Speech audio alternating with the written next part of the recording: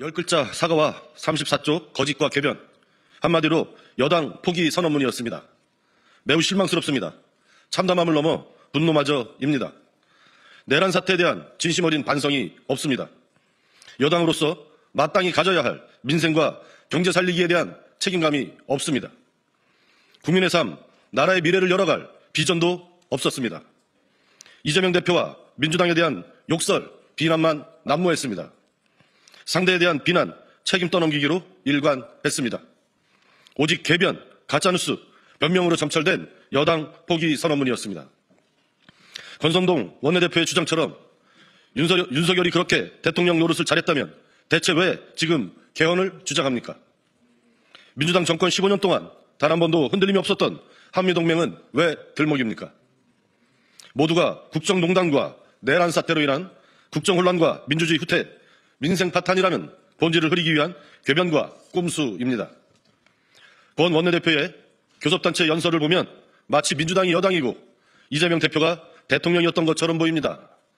자신들의 씻을 수 없는 역사적 과오를 인정하려 하지 않고 모든 것을 야당 대표에게 뒤집어 씌우고 있습니다. 민생 경제는 없고 민주당 죽이기, 이재명 죽이기를 위해 존재하는 정당 국민의힘입니다.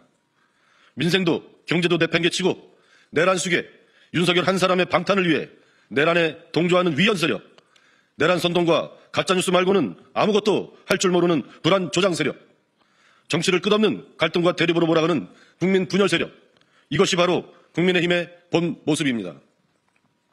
현 상황에 대한 국민의힘의 인식이 매우 우려스럽습니다.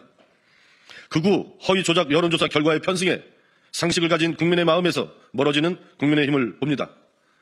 결국 지난 총선에서 그랬듯이 여론조사에서 이기고 본선거에서 지는 또 한 번의 거대한 민심에 직면할 것임을 경고합니다.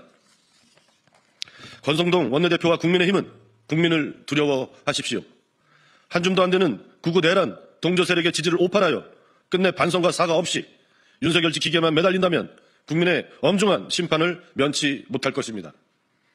어려운 상황이지만 더불어민주당은 오직 국민과 민생만 생각하면서 국회 제1당으로서의 책임을 다할 것입니다. 어제 이재명 대표가 연설에서 밝혔던 AI 데이터센터 구축, 산업위기 대응 특별지역 선포, 경제 회복을 위한 30조 원 규모의 추경, 보편적 기본사회와 공정성장, 국민 통합을 흔들림 없이 추진해 갈 것입니다.